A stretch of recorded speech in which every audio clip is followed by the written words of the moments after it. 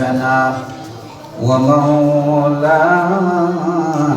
محمدا عبده ورسوله الذي أرسله بالحق بشيرا ونذيرا وداعيا إلى الله بإذنه وسراجا منيرا فقد قال الله تعالى في كلامه المجيد وفرقانه الحميد أعوذ بالله من الشيطان الرجيم بسم الله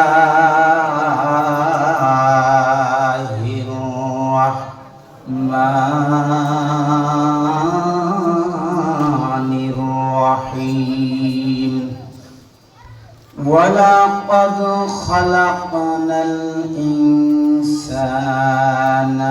ونعلم ما توسوس به نفسه ونحن أقرب إليه من حبل الوريد إذ يتلقى المتلقيان عن اليمين وعن الشمال قعيد ما يلفظ من قول إلا لديه رقيب عتيد وقال تعالى إن الله وملائكته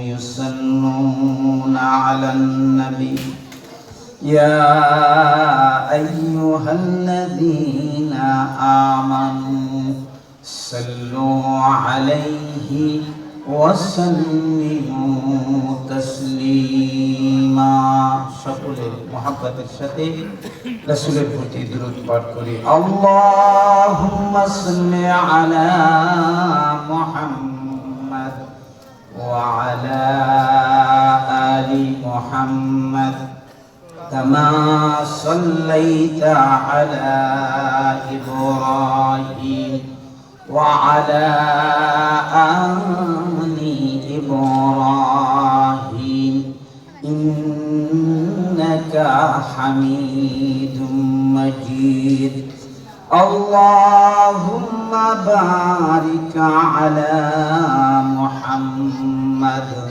وعلى آل محمد كما باركت على إبراهيم وعلى آل إبراهيم إنك حميد مجيد بلغ العلا بكماله كشف الدجى بجماله حسنت جميع خصاله صلوا عليه خلق أشراف हम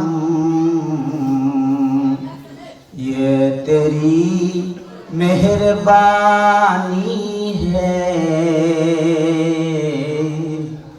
उम्मते मुहम्मदी हो हम फकत ये तेरे कर्म है बलागल उला बिकमालिही कशफत दुजा बिजमालिही हसनत जमीअ खिसालिही सल्लु अलैहि गफूर गफ्फार আল্লাহ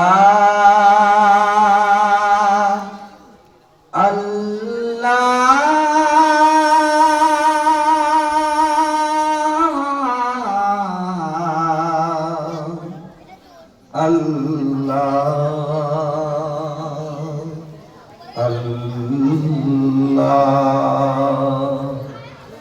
আমাকে শহীদ করে সেই মিছিলে শামিল করে নিও, আমাকে শহীদ করে সেই মিছিলে শামিল করে নিও।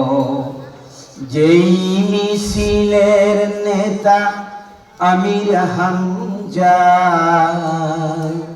খুবাইব খাব্বাব খোদার ছিল যারা অতি প্রিয়,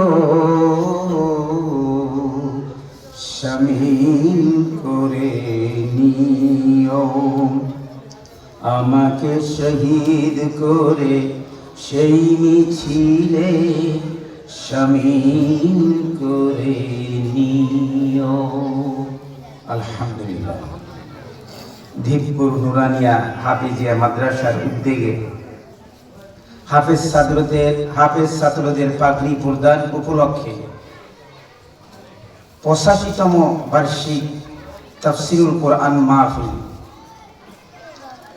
অধ্যকার মোবারকপূর্ণ দ্বীনি মাহফিলের পরম শ্রদ্ধাভাজন সভাপতি জনাব হাবিবুর রহমান ঘরামি, আতানাল্লাহু আমরাহু ওয়া বারাকাল্লাহু ফি হায়াত, হযরত উলামায়ে কেরাম, সম্মানিত দিনদার ইমানদার তাওহীদি জনতা,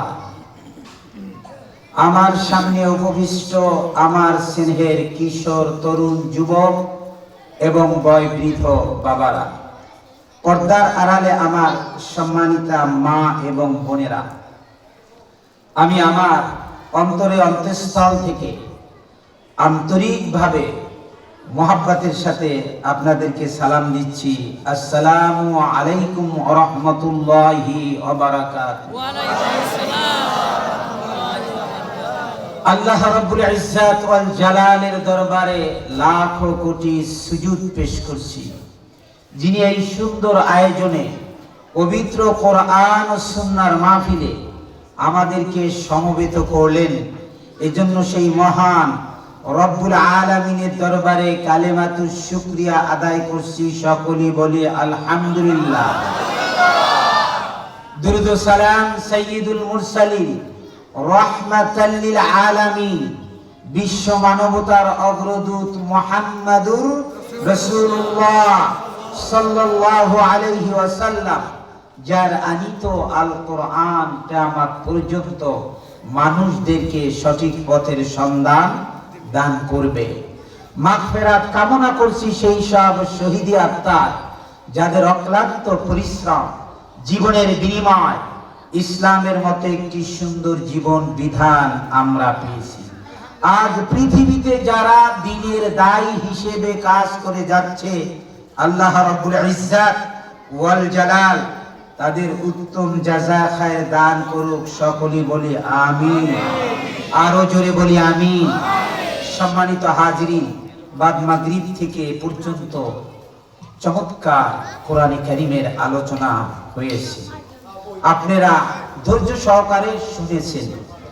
আমি আপনাদেরকে বেশি সময় বিরক্ত করব না, তবে এই যে মাগরিব থেকে পর্যন্ত আপনারা বসে বসে যে কথাগুলি শুনছেন, এই কথাগুলি কার? আওয়াজ দেন কার? আল্লাহর কথা। আল্লাহর কথা শুনলে সওয়াব আছে না নেই? আল্লাহর কথা শুনলে সওয়াব আছে না নেই? তাহলে আল্লাহর কথা যারা শুনতে আসছে, বসছে, কোরআনের আলোচনা যারা শ্রবণ করছে, নিঃসন্দেহে ওই লোকগুলি আল্লাহর কাছে সৌভাগ্যবান ব্যক্তি। সুবহানাল্লাহ বলেন। কারণ কোরআনে কারিমের মাহফিল হচ্ছে স্বয়ং আল্লাহ পাকের মাহফিল। কার মাহফিল? আল্লাহর হাবিব বললেন মাজালিসুল কোরআন মাজালিসুল্লাহ। কোরআনে কারিমের মাহফিল হচ্ছে স্বয়ং আল্লাহ পাকের মাহফিল। কার মাহফিল? আরো জোরে বলেন, কার মাহফিল? এই কোরআনে কারিম সবাই কিন্তু শুনতে পারে না, কিন্তু কোরআনে কারিম শোনার জন্য মন থাকতে হবে, ঠিক কিনা? কোরআনে কারিমের উপরে মহাব্বত থাকতে হবে, আল্লাহ এবং আল্লাহ রাসূলের উপর মহাব্বত থাকতে হবে, তাহলে ওই বান্দা আল্লাহর কোরআন শুনে মজা পাবে, ঠিক কিনা? কারণ ঈমানদাররাই কোরআন শুনে, কাফেররা কোরআন শুনে। আরো জোরে বলেন, শোনে। এটা আমার কথা না, আল্লাহর কোরআনের কথা। আল্লাহ রাব্বুল আলামিন বলেন ওয়াকালাল্লাযীনা কাফারু লা তাসমাউ লিহাযাল কুরআন। ওয়াকালাল্লাযীনা কাফারু লা তাসমাউ লিহাযাল কুরআন। কাফেররা কি করে না? কোরআন শুনে না এবং কাউকে শুনতে দেয় না, কারণ এই কোরআনের কথা ওদের সহ্য।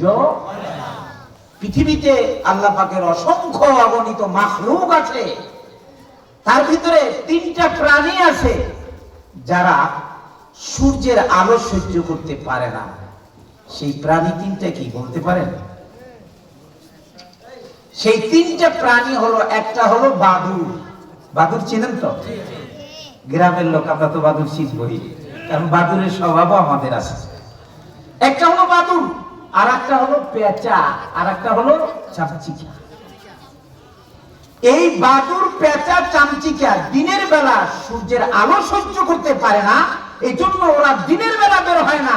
ওরা বের হয় যখন সূর্য ডুবে অন্ধকার হয়ে যায়। এই অন্ধকারে বের হয়ে মানুষের গাছের কলা, মানুষের গাছের আম, মানুষের গাছের কাঁঠাল এগুলি চুরি করে ওরা খায়। ঠিক মানুষের মধ্যে এরকম স্বভাবের আছে যাদের আল্লাহর কোরআন সহ্য হয় না, যারা আল্লাহর কোরআন শুনতে ভালো লাগে না। তবে যাদের আল্লাহর কোরআন শুনতে ভালো লাগে না, যাদের সহ্য হয় না, ওরা কি? কাফের। অর্থাৎ কাফেররাই আল্লাহর কোরআন শোনে না। সম্মানিত হাজিরিন, তাহলে এই যে কোরআন শোনার জন্য আপনারা এসেছেন, এই কোরআন শুনলে ফায়দা আছে না নাই? আছে। আওয়াজ দিয়ে বলেন, ফায়দা আছে না নাই?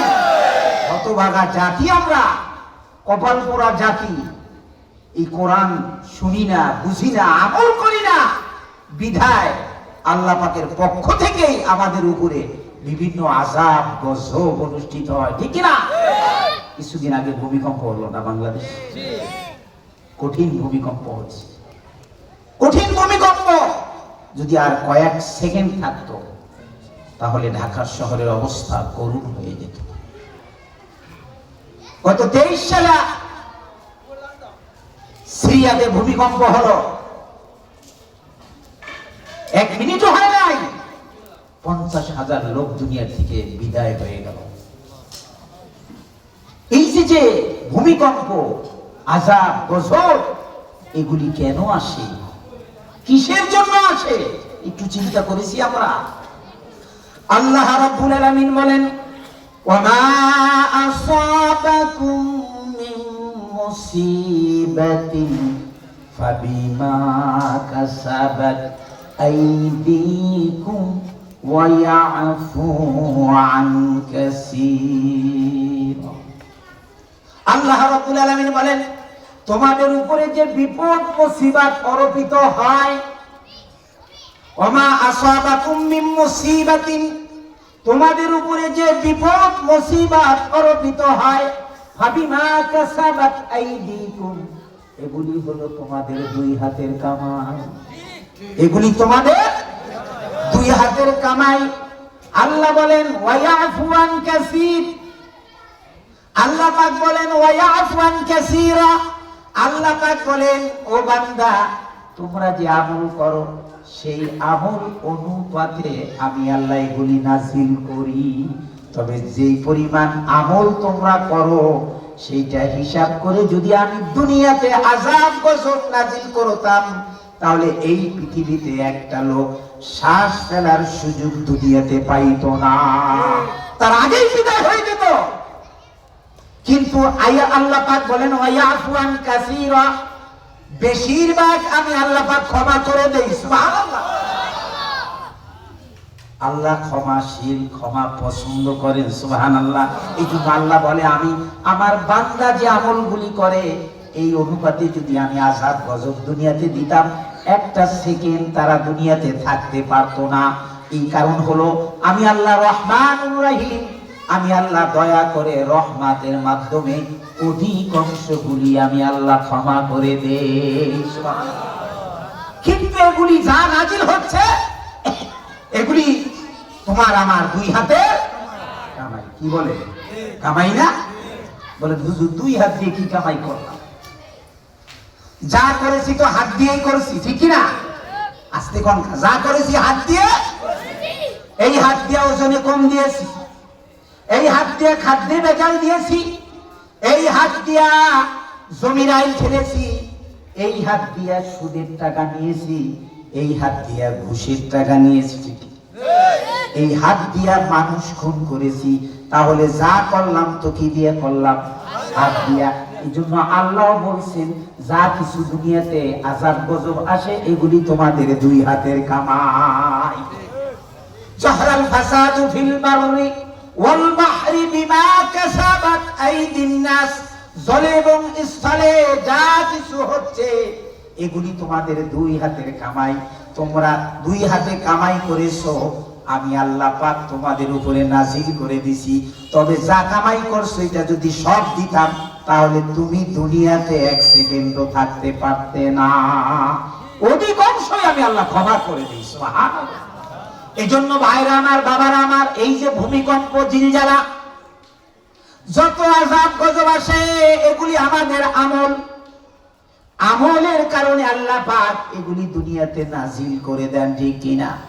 এই জন্য ভাইরা আমার, বাবারা আমার, কোরআনে কারীমের মাহফিলে যদি আমরা আসতাম, কোরআন যদি শুনতাম, কোরআন দিয়ে যদি জীবন গড়তাম, কোরআন দিয়ে যদি আমল করতাম, তাহলে আল্লাহ পাক বললেন দুনিয়াতে আমি আল্লাহ পাক তোমাদেরকে দুনিয়াতে কল্যাণ দিতাম, আর আখিরাতে আমি আল্লাহ তোমাদের মুক্তি নাজাতের ব্যবস্থা করে দিতাম।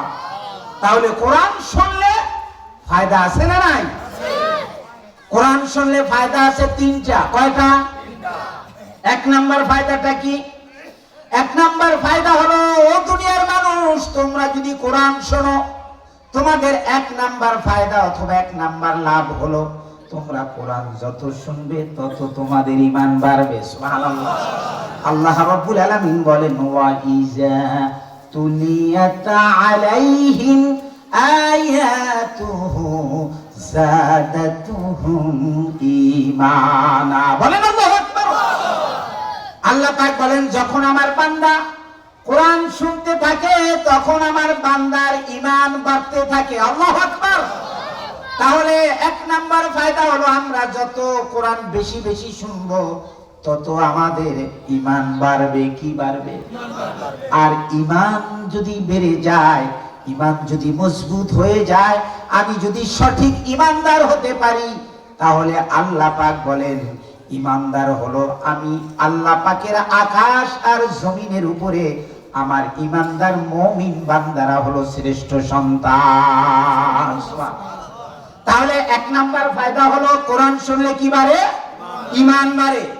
এবার আল্লাহ পাক বলেন বান্দা যখন কোরআন শুনে তখন তার ঈমান বাড়তে থাকে। আল্লাহ পাক বলে শুধু ঈমানই বাড়ে না, আল্লাহ পাক বলেন ওয়া ইজা কুরিআল কুরআনু ফাসতামিউ লাহু ওয়া আনসিতু লাআল্লাকুম তুরহামুন। আল্লাহু আকবার। আল্লাহ পাক বলেন তোমাদের সামনে যখন আমার কোরআনের বক্তব্য দেওয়া হয়, যখন তোমাদের সামনে আমার কোরআন তেলাওয়াত করা হয়, কোরআনের আলোচনা করা হয়, তখন যদি তোমরা ধীর স্থির ভাবে মনোযোগ সহকারে আমার কোরআনের কথাগুলি শ্রবণ করো, তাহলে আমি রব্বুল আলামিন আরশে আজিম থেকে তোমাদের উপরে রহমত নাজিল করব। এজন্য কোরআনের সংস্পর্শে যত আসবো ততই আমাদের কি বাড়বে?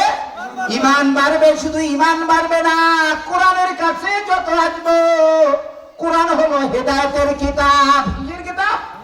আল্লাহ বলেন হুদাল লিন্নাস, এই কোরআন হলো মানুষের জন্য হেদায়েত। ও দুনিয়ার মানুষ, তুমি যদি হেদায়েত পেতে চাও তাহলে আমার কোরআনের সংস্পর্শে আসো। তুমি যদি হেদায়েত পেতে চাও আমার কোরআনের কাছে আসো, কোরআনের সাথে জড়িয়ে থাকো। আল্লাহ বলেন তোমার তকদির খুলে যাবে, তুমি হেদায়েত পেয়ে যাবা। ভাইরা আমার, বাবারা আমার, তাহলে কোরআন শুনলে এক নাম্বার ফায়দা কি? ঈমান বাড়ে। কি বাড়ে? ঈমান বাড়ে। দুই নাম্বার হলো ভাইরা আমার, এই কোরআন যদি মানুষ শোনে, কারণ কোরআন হচ্ছে হেদায়েতের কিতাব। কোরআনই দিতে পারে সত্যিকারে আলোর সন্ধান, মুক্তির সন্ধান, নাজাতের সন্ধান, কল্যাণের সন্ধান, জ্ঞানের সন্ধান, সভ্যতার সন্ধান কে দিতে পারে? কোরআন। এই কোরআন মানুষকে সোজা রাস্তা দেখায়, যেই রাস্তা আমরা আল্লাহর কাছে প্রত্যেক নামাজের মধ্যে কামনা করি। আমরা সবাই নামাজে পড়ি ইহদিনাস সিরাতাল মুস্তাকিম, আল্লাহ তুমি আমাদেরকে সোজা একটা রাস্তা দেখাইয়া দাও। ইহদিনাস সিরাতাল মুস্তাকিম, সোজা রাস্তা যার মধ্যে কোনো বক্রতা নাই, এরকম সোজা সঠিক ওয়ানাবিল একটি রাস্তা তুমি আমাদের জন্য দেখিয়ে দাও। আল্লাহ পাক বলেন এই কোরআন শুনলে, কোরআনের মাধ্যমে মানুষ হেদায়েত পায়। আর যখন মানুষ হেদায়েত পেয়ে যায়, লোকটা ভালো হয়ে যায়, খারাপ কাজগুলি ছেড়ে দেয়। ঠিক কিনা? আর লোকটা যখন ভালো হয়ে যায়, এই ভালো লোকটার মাধ্যমে সমাজে ভালো ভালো কাজ হয়। শুধু সমাজে না, ওই লোকটা ভালো হওয়ার কারণে তার পরিবারও ভালো হয়ে যায়। আস্তে আস্তে সমাজেরও পরিবর্তন হয়। ঠিক কিনা? আল্লাহ পাক বলেন তাহলে কোরআন যদি শোনো হেদায়েত পাবা, আর হেদায়েত পেয়ে গেলে লোকটা ভালো হবে, ভালো ভালো আমল করবে, আর ভালো আমলের দ্বারা সমাজের পরিবর্তন হবে। ঠিক কিনা? তিন নাম্বার ফায়দাটা হলো, এই কোরআন দিয়ে যদি তুমি জীবন করো, এই কোরআন দিয়ে যদি তুমি আমল, কোরআন থেকে আমল করো, কোরআন দিয়ে যদি জীবন করো, পরিবার, সমাজ, রাষ্ট্রে, আন্তর্জাতিক পর্যায়ে যদি তুমি কোরআনকে প্রতিষ্ঠিত করতে পারো, আল্লাহ বলেন তিন নাম্বার ফায়দা হলো, এই কোরআন যদি সমাজে তুমি প্রতিষ্ঠিত করতে পারো, তিন নাম্বার ফায়দা হলো ওয়ালাউ আন্না আহলাল কুরআনু ওয়াত্তাকাউ লাফাতাহনা আলাইহিম বারাকাতিম মিনাস সামাই ওয়াল আরদ। আল্লাহ রাব্বুল আলামিন বলেন ওয়ালাউ আন্না আহলাল কুরআন আমানু, তোমরা যদি আমি আল্লাহর উপর ঈমান আনো, ওয়াত্তাকাউ, আর আমি আল্লাহকে ভয় করার নীতি অবলম্বন করো। যদি তাকওয়া অর্জন করতে পারো, ভয় করার নীতি যদি অবলম্বন করতে পারো, আল্লাহ রাব্বুল আলামিন বলেন লাফাতাহনা আলাইহিম বারাকাতিম মিনাস সামাই ওয়াল আরদ। বলেন আল্লাহু আকবার। আল্লাহ পাক বলেন ওই দেশের মানুষের জন্য আমি আল্লাহ রাব্বুল আলামিন আকাশ এবং জমিনের সবগুলি রহমত বরকতের দরজা খুলে দেব। এবার প্রশ্ন করি, কোরআনকে কোরআন, আচ্ছা বুঝলাম, কোরআন তোমাকে যদি সমাজে, পরিবারে, সমাজে, রাষ্ট্রে প্রতিষ্ঠা করতে পারি, করা যায়, তাহলে আল্লাহ পাক আকাশ এবং জমিনের সবগুলি রহমত বরকতের দরজা খুলে দিবেন। আচ্ছা বুঝলাম, কোরআন তোমাকে যদি আমরা মানি তাহলে আমাদের ফায়দাটা কি? আমাদের ফায়দাটা কি? আল্লাহ পাকের কোরআন বলছে ফামান তাবিআ হুদায়া ফালা খাউফুন আলাইহিম ওয়ালা হুম ইয়াহজানুন।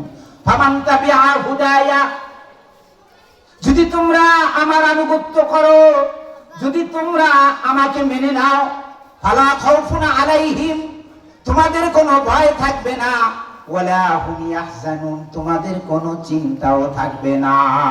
আল্লাহু আকবার।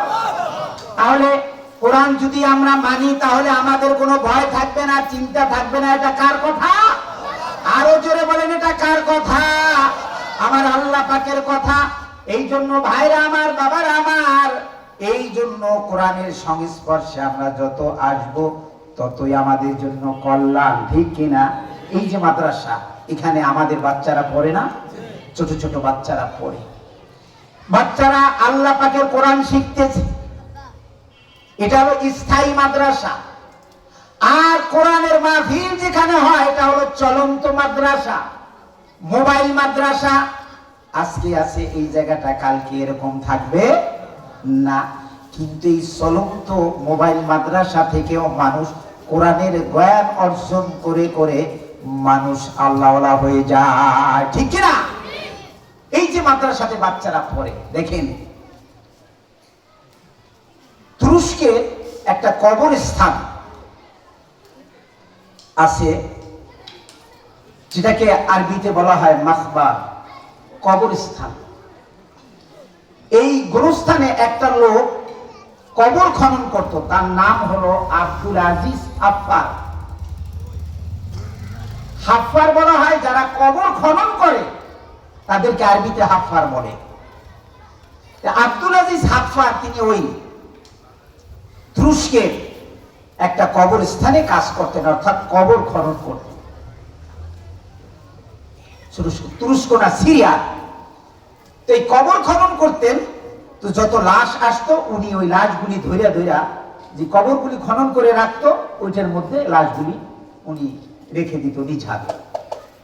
তো উনি একদিন কবর খনন করতেছে, ইতিমধ্যে দেখে যে একটা মহিলা একটা লাশ নিয়ে আসছে কবরস্থানে।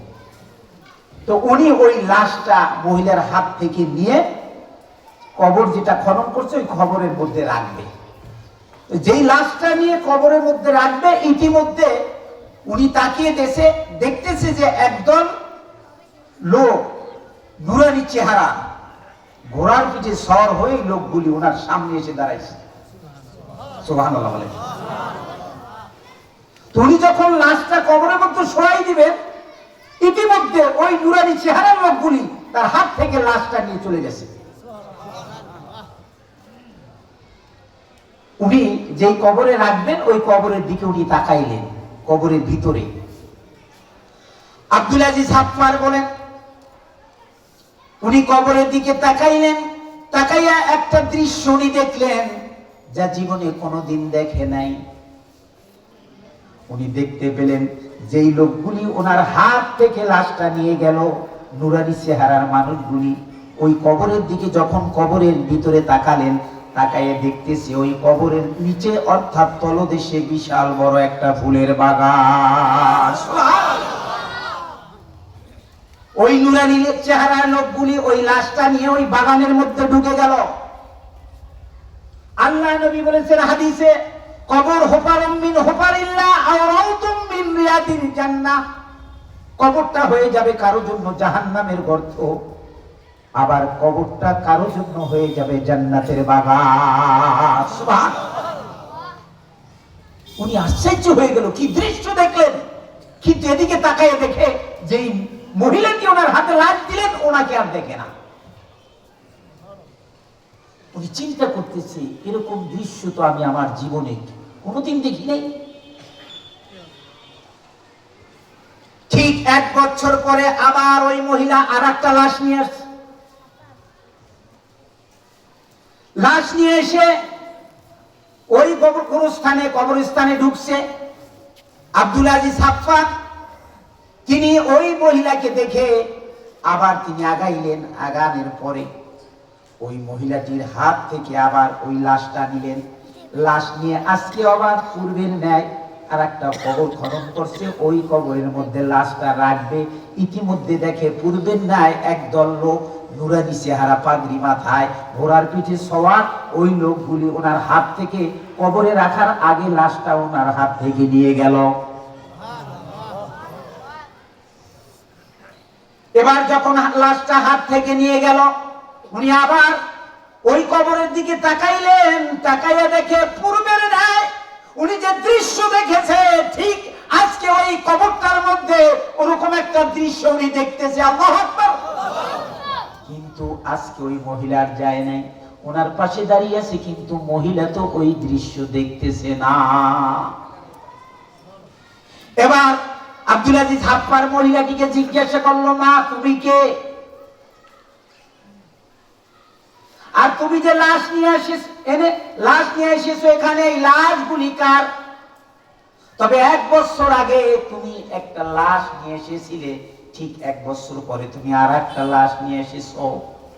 বলে হ্যাঁ, 1 বছর আগে আমি একটা লাশ নিয়েছিলাম, ওই লাশটা ছিল আমার একটা সন্তানের লাশ, আমার এক সন্তানের লাশ। বলে আবার আজকে যে তুমি লাশটা নিয়ে আসছো, এই লাশটা কার? বলে এইটা আবার আমার আর এক সন্তানের লাশ। বলে 1 বছর আগে যে লাশটা তুমি নিয়ে এসেছো, ওই তোমার সন্তান কি করত? বলে ওই সন্তানটা আমার মাদ্রাসাতে পড়তো। আল্লাহু আকবার। বলে আজকে যার লাশটা নিয়ে এসছো, এই সন্তানটা তোমার কি করত? বলে বাবা, ওই যে সন্তানটা আমার আগে মারা গিয়েছে, ওই সন্তানটাকে আমি মাদ্রাসায় পড়াইতাম, আর ওই মাদ্রাসার খরচ জোগান দিত আমার এই সন্তান। আব্দুল আজিজ হাফফার বলে, ওমা শোনো, আমি যে দৃশ্য দেখেছি তুমি দেখো নাই। তোমার 1 বছর আগে যে সন্তানটা মারা গেছে, ওই সন্তানটার লাশ যখন আমি তোমার হাত থেকে নিয়ে কবরে রাখতেছিলাম, এমন সময় দেখি নুরানি চেহারা একদল লোক এসে আমার হাত থেকে লাশটা নিয়ে গেল। আমার হাত থেকে লাশটা নিয়ে গেল। আমি চিন্তা করলাম, আমি রাখতে চাইলাম কবরে, কিন্তু এরা কারা আমার হাত থেকে লাশ নিয়ে গেল। কিন্তু আমি যেই কবরে লাশটা রাখবো, ওই কবরের দিকে তাকাইয়া চিন্তা করতেছি, ইতিমধ্যে দেখি কবরের তলদেশ থেকে বিশাল বড় একটা ফুলের বাগান দেখা যায়। ওই বাগানের দিকে আমি তাকাইলাম, এত বড় বিশাল সুন্দর বাগান। তাকাইয়ে দেখছি ওই যে পাগড়ি পরিহিত নুরানি চেহারার যেই লোকগুলি আমার হাত থেকে লাশটা নিয়ে গেল, আমি তাকাইয়ে দেখলাম ওই লোকগুলি ওই লাশটা নিয়ে ওই বাগানের মধ্যে ঢুকে গেল। এটা ছিল জান্নাতের বাগান। এই জন্য ভাইরা আমার, বাবারা আমার, আবার পরের বছর যে লাশটা আনলো, এই সন্তানটার একই অবস্থা, কারণ ওই সন্তান মাদ্রাসায় পড়তো, আর ওই সন্তানের খরচ জোগানের জন্য ওই সন্তান কাজ করত। এই জন্য আল্লাহ পাক দুটো সন্তানকে কবুল করে নিয়েছেন। আল্লাহ পাক এই সন্তানগুলিকে দুনিয়ার থেকে বিদায়ের সাথে সাথে আল্লাহ পাক জান্নাতের নমুনা তাদেরকে দেখাইয়া দিয়েছেন। সুবহানাল্লাহ। এই জন্য কোরআনের সংস্পর্শে যারা আসে, এই লোকগুলি নিঃসন্দেহে সৌভাগ্যবান, ঠিক কিনা বলো? এই জন্য আল্লাহ পাকের হাবিব বলেছে, মান করা আল কোরআনা ফাস্তাজহারাহু ফাআহাল্লা হালালাহু ওয়া হারামা হারামাহু আদখালাহুল্লাহুল জান্নাহ। মান করা আল কোরআন, যে ব্যক্তি কোরআন পড়বে, ফাস্তাজহারাহু, তদ অনুযায়ী আমল করবে, দুনিয়াতে সেটাকে ইজহার করবে, ফাআহাল্লা হালালাহু ওয়া হারামা হারামাহু, হালালকে হালাল মনে করবে, হারামকে বর্জন করবে, আল্লাহ নবী বললেন আদখালাহুল্লাহুল জান্নাহ, আল্লাহ পাক তাকে সম্মানের সাথে জান্নাতে প্রবেশ করাবেন। সুবহানাল্লাহ। তিরমিজি শরীফের হাদিস, হযরত আবু হুরায়রা রাদিয়াল্লাহু তাআলা আনহু বলেন, ইউকালু লিসাহিবিল কুরআনি ইকরা ওয়ারতাকি ওয়ারাত্তিল কামা কুনতা তুরাত্তিলু ফিদ দুনিয়া। ও দুনিয়ার মানুষ, আল্লাহ নবী বলেছেন, ইউকালু লিসাহিবিল কুরআন, যে ব্যক্তি কোরআন পড়বে, এই কোরআন যারা পড়বে, শুনে রেখো, দুনিয়াতে তুমি আল্লাহর কোরআন পড়েছো, অর্থাৎ তুমি সুন্দর করে তার তিলের সাথে আস্তে আস্তে থেমে থেমে দুনিয়াতে আল্লাহর কোরআন পড়েছো। এই কোরআন পড়ার কারণে আল্লাহ পাক তোমাকে যখন জান্নাত দিবেন, জান্নাতে ঢোকার পরে আমার আল্লাহ পাক ডাক দিয়া বলবেন, হে আমার বান্দা, দুনিয়াতে যেমন তুমি থেমে থেমে সুন্দর করে আস্তে আস্তে আমার কোরআন পড়েছো, আজকে তুমি জান্নাতের মধ্যে কোরআন পড়তে থাকো। সুবহানাল্লাহ। জান্নাতের মধ্যে কোরআন পড়তে থাকো, অর্থাৎ কোরআন পড়তে পড়তে পড়া তোমার যেখানে শেষ হবে, জান্নাতের ওই স্থানটাই আমি আল্লাহ তোমার জন্য বরাদ্দ করে দেব। সুবহানাল্লাহ। এই জন্য ভাইরা আমার, বাবারা আমার, হাদিসের মধ্যে আল্লাহ নবী বলেছেন, মান জাআলাহু আমামা কাদাহু ইলাল জান্নাহ। যারা আল্লাহর কোরআন কে ভালোবাসবে, যারা আল্লাহর কোরআন দিয়ে জীবন গড়বে, যারা আল্লাহর কোরআনকে সমাজে প্রতিষ্ঠিত করতে চাইবে, ওই কোরআন কাল কিয়ামতের দিন নেতৃত্ব দিয়ে ওই আল্লাহর গোলামকে জান্নাতের কিনারায় পৌঁছাই দিবে। তাহলে কোরআন এমন একটি কিতাব, আপনাকে এমন একটা রাস্তা দেখাবে যেই রাস্তার মধ্যে কোনো বক্রতা নাই, অর্থাৎ রাস্তার এই মাথায় হলো দুনিয়া আর অপর মাথায় হলো আল্লাহ পাকের জান্নাত। সুবহানাল্লাহ। এই জন্য ভাইরা আমার, বাবারা আমার, আল্লাহ পাক আমাদেরকে সৃষ্টি করেছে কিসের জন্য সৃষ্টি করেছে বলেন? আল্লাহ পাক আমাদেরকে একমাত্র সৃষ্টি করেছে তার ইবাদতের জন্য, ঠিক কি না? আমি সূরা কফ, এই সূরা কফের 16 নাম্বার আয়াতে কারিমা আমি আপনাদের সামনে তেলাওয়াত করেছি। এই সূরা কফের মধ্যে আয়াত আছে 44টি, রুকু আছে 3টি, সূরাটি মক্কায় অবতীর্ণ।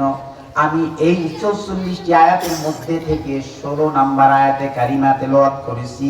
আল্লাহ পাক বলছেন, ওয়ালা কদ খালাকনাল ইনসানা ওয়া না'লামু মা তুওয়াসবিসু বিহি নাফস।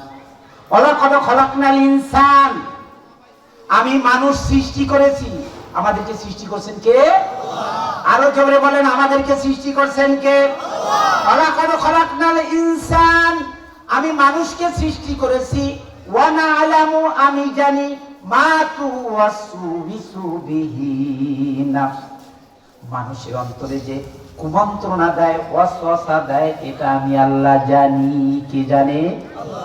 আরো জোরে বলেন, কে জানে? আল্লাহ। ভাইরা আমার, বাবারা আমার, লক্ষ্য করেন, তাহলে কেউ যেটা জানে না সেটা জানে কে?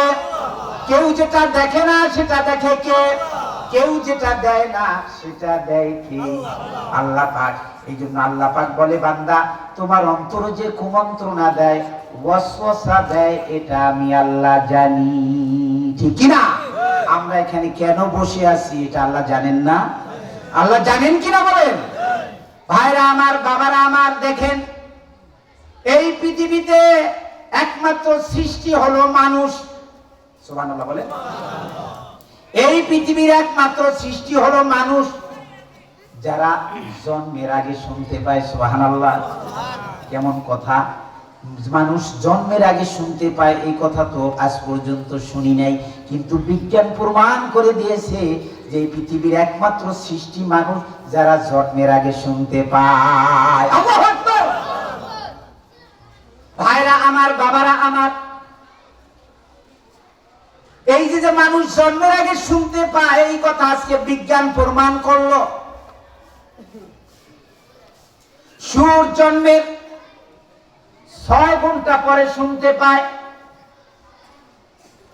বিড়াল জন্মের 6 দিন পরে শুনতে পায়, খরগোশ জন্মের 7 দিন পরে শুনতে পায়, কুকুর জন্মের 10 দিন পরে শুনতে পায়, কিন্তু একমাত্র আল্লাহর সৃষ্টি মানুষ, যারা জন্মের আগে শুনতে পায়। সুবহানাল্লাহ। অর্থাৎ মায়ের পেটে যখন সন্তান আসে, বিজ্ঞান বলেছে, মায়ের পেটে যখন সন্তান আসে, এই সন্তান যখন মায়ের পেটে থাকে, অর্থাৎ ভূমিষ্ঠ হওয়ার অর্থাৎ 16 সপ্তাহ আগে সে মানুষ, ওই সন্তান কথা শুনতে পায়। সুবহানাল্লাহ।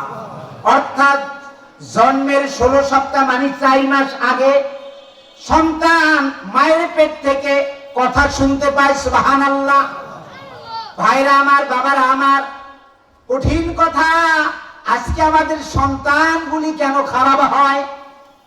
আমাদের সন্তানের চরিত্র কেন নষ্ট হয়ে যায়, আমাদের সন্তানগুলি কেন খারাপ হয়? বিজ্ঞান আজকে প্রমাণ করেছে যে মানুষ ভূমিষ্ঠ অর্থাৎ সন্তান ভূমিষ্ঠ হওয়ার 16 সপ্তাহ অর্থাৎ 4 মাস আগে মায়ের পেটে থাকাকালীন সে কথা শুনতে পায়। এজন্য ওই মা যদি সন্তানকে পেটে রেখে সে যখন ভালো কাজ করবে, সে যখন আল্লাহর কোরআন পড়বে, আল্লাহর জিকির করবে, আল্লাহর তাসবিহ পড়বে, ওই সন্তান মায়ের পেট থেকে তার এই জিকির কোরআন পড়া তাসবিহগুলি শুনতে পায়। এই জন্য ওই সন্তান যদি দুনিয়াতে আসে, ওই সন্তান আল্লাহওয়ালা হবে, ওই সন্তান জ্ঞানী হবে, ওই সন্তান কবি হবে, সাহিত্যিক হবে, মুহাদ্দিস হবে, মুফাসসির হবে, মুহাক্কিক হবে, ঠিক কিনা? কিন্তু আমাদের সন্তান নষ্ট হয় কেন? আজকে আমাদের মা বোনেরা সন্তান গর্ভে থাকা অবস্থায় কি করে? এখন মোবাইলের যুগ, আগে ইন্টারনেট ছিল, ইন্টারনেটে সারা রাত তারা সিরিয়াল দেখতো, ঠিক কিনা? ভারতের সিরিয়াল দেখতো, বিভিন্ন নাটক, নাচ, গান এগুলি দেখতো। কিন্তু আপনার সন্তান আপনি গর্ভে রেখে আপনি যেই কাজগুলি করবেন, আপনি যদি ভালো কাজ করেন, ওই ভালো কাজের আসর সন্তানের উপরে যায়, সন্তান ওই ভালো ভালো কথাগুলি শুনে। আপনি যদি খারাপ কাজ করেন, ওই খারাপ কাজের আসর সন্তানের উপরে পড়ে, ওই সন্তান খারাপ কথাগুলি শুনতে পায়। এই জন্য ওই সন্তান দুনিয়াতে ভূমিষ্ঠ হওয়ার পর কি হবে? কালা জাহাঙ্গীর, বিচ্ছি হান্নান, ওই সন্ত্রাস হবে, ডাকাত হবে, ঠিক কিনা? এই জন্য সন্তানকে যদি ভালো রাখতে চাও, ভালো করতে চাও, ও দুনিয়ার মা বোনেরা শোনো, তোমার সন্তানকে যদি তুমি ভালো বানাতে চাও, তাহলে সন্তানকে গর্ভে আসার পরে তুমি ভালো ভালো কাজ করো, যাতে করে ওই ভালো কাজগুলি সন্তান তোমার এই ভালো আমলগুলি তার উপরে আসর হতে পারে, এবং ওই ভালো ভালো জিনিস সে শ্রবণ করে দুনিয়াতে আসার পর যেন সে ভালো কাজ করতে পারে, ঠিক কিনা? এই জন্য ভাইরা আমার, বাবারা আমার, আল্লাহ পাক বলেন, আমি এই যে মানুষ সৃষ্টি করেছি, এই মানুষের অন্তরের মধ্যে যে ওয়াসওয়াসা দেয়, কুমন্ত্রণা দেয়, আমি আল্লাহ পাক জানি, আমি আল্লাহ পাক জানি।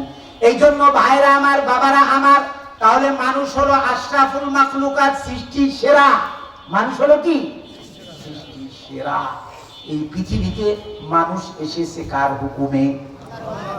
কে পাঠাইছেন? আল্লাহ পাক পাঠাইছেন। পৃথিবীতে আল্লাহ পাক আমাদেরকে পাঠাইছেন। কিন্তু এই দুনিয়াতে আপনি যা কিছু দেখতেছেন, এই সব কিছু আল্লাহ পাক মানুষের জন্য সৃষ্টি করেছেন। আল্লাহ পাক কোরআনে কারীমের মধ্যে বলেন, হুয়াল্লাযী খালাকা লাকুম মা ফিল আরদি জামিআ। পৃথিবীতে তোমরা যা কিছু দেখো, যত নিয়ামত দেখো, সবগুলি আমি সৃষ্টি করেছি মানুষের জন্য। আর এই মানুষকে আমি আল্লাহ পাক সৃষ্টি করেছি আমার ইবাদতের জন্য, ঠিক কিনা? আল্লাহ পাক বলেন, ওয়া মা খালাকতুল জিন্না ওয়াল ইনসা ইল্লা লিয়াবুদুন। এই পৃথিবী যা কিছু দেখো তোমরা, এগুলি সৃষ্টি করেছি তোমাদের জন্য। আর আমি আল্লাহ পাক জিন এবং ইনসানকে সৃষ্টি করেছি আমার ইবাদতের জন্য। ভাইরা আমার, বাবারা আমার, তাহলে মানুষকে সৃষ্টি করেছেন কে? আল্লাহ। আজ থেকে 300 কোটি বছর আগে এই পৃথিবীতে মানুষের আগমন ঘটেছে। কত বছর আগে? 300 কোটি বছর আগে। সুবহানাল্লাহ বলেন। ভাইরা আমার, বাবারা আমার, এই মহাবিশ্বের বয়স হয়েছে 1380 কোটি বছর। সূর্যের বয়স হয়েছে 460 কোটি বছর। যেই পৃথিবীতে বসবাস করি, এই পৃথিবীর বয়স হয়েছে 450 কোটি বছর। আর মানুষের আগমন ঘটেছে আজ থেকে 300 কোটি বছর আগে। 300 কোটি বছর আগে মানুষ পৃথিবীতে আগমন করেছে। ভাইরা আমার, বাবারা আমার, এই 300 কোটি বছর আগে মানুষ পৃথিবীতে আগমন করলো। কিন্তু আজ থেকে মাত্র 60 বছর আগে মানুষের হার্টের অপারেশন শুরু হলো। কত বছর আগে? 60 বছর আগে ওপেন হার্ট সার্জারি শুরু হলো। ভাইরা আমার, বাবারা আমার, আল্লাহ পাক আমাদেরকে সৃষ্টি করছে দেখেন, আল্লাহ পাক আমাদেরকে সৃষ্টি করছে এই ওপেন হার্ট সার্জারি আজ থেকে 60 বছর আগে থেকে শুরু হলো, আর মানুষের আগমন ঘটলো আজ থেকে 300 কোটি বছর আগে। সর্বপ্রথম এই হাড়ের অপারেশন যিনি করেন আমেরিকার একজন ডাক্তার, ডক্টর উইলিয়াম কেরি, তিনি হাড়ের সর্বপ্রথম অপারেশন করতে গেলেন। একজন মুসলমান হাড়ের রোগীর অপারেশন করতে গেলেন।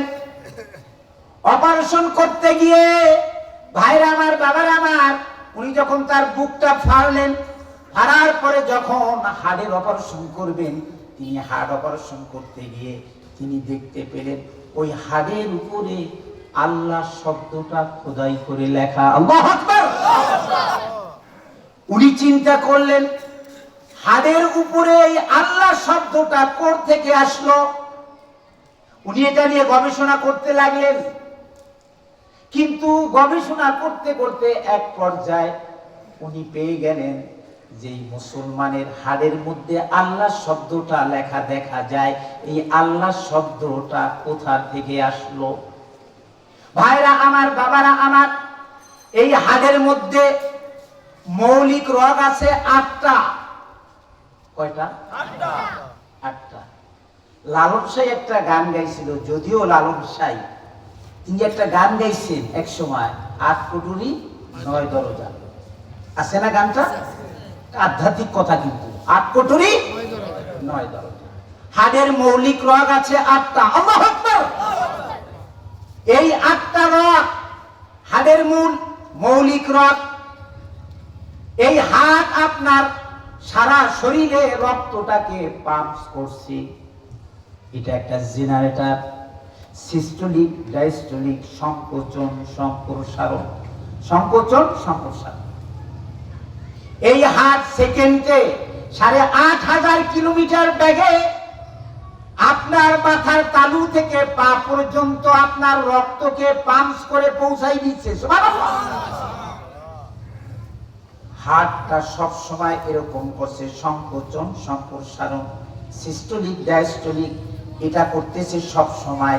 কিন্তু সংকোচন করার পরে যদি সম্প্রসারণ না হয় তাহলে এই হার্ট অ্যাটাক। Heart attack.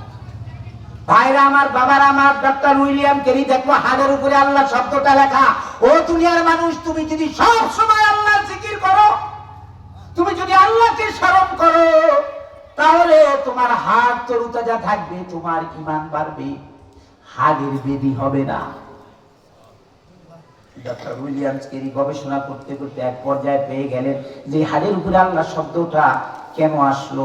উনি চিন্তা করলেন যে মুসলমান সন্তান ভূমিষ্ঠ হলে তার ডান কানে কি দেওয়া হয়? বলেন কি দেওয়া হয়?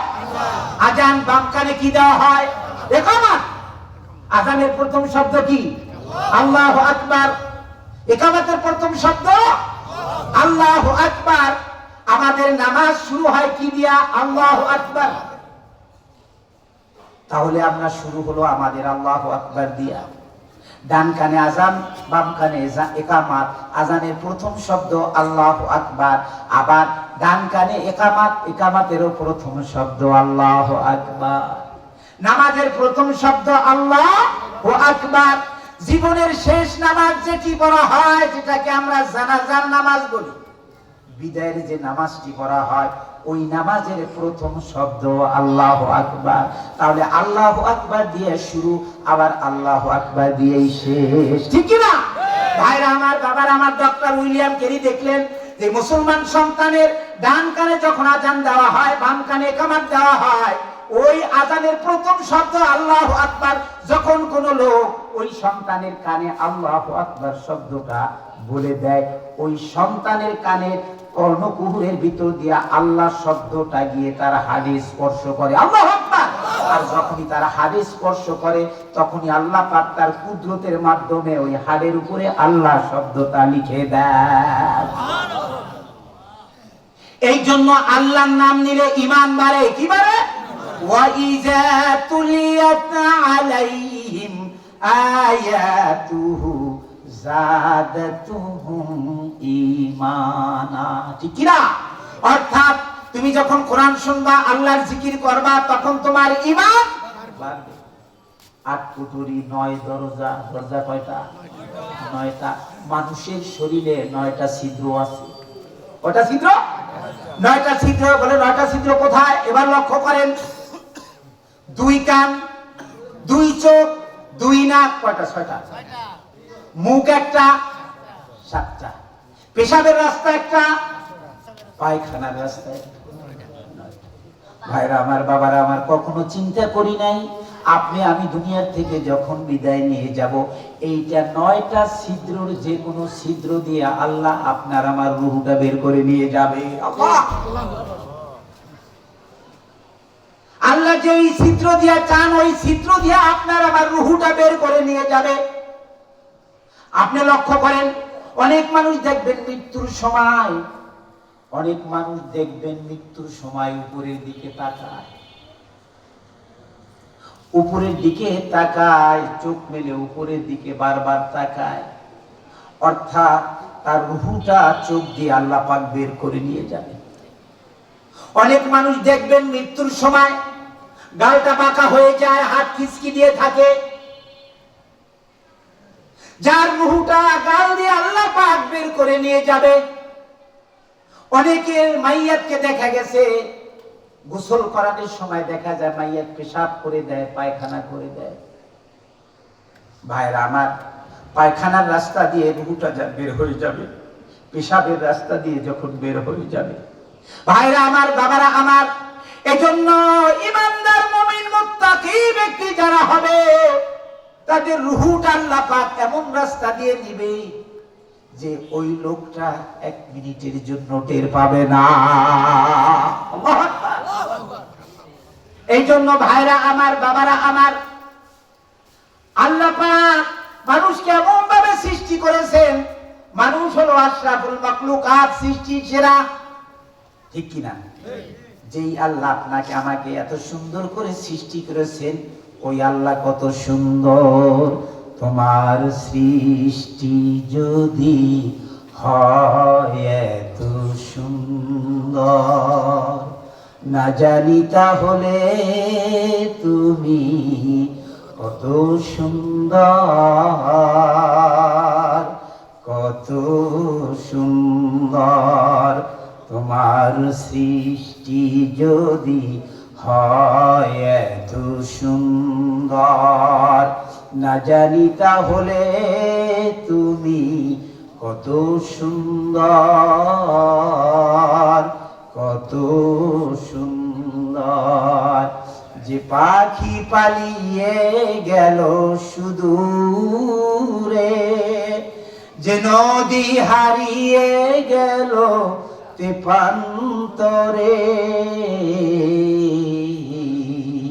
সেই পাখি সেই নদী যদি এত সুন্দর, না জানি তাহলে তুমি কত সুন্দর,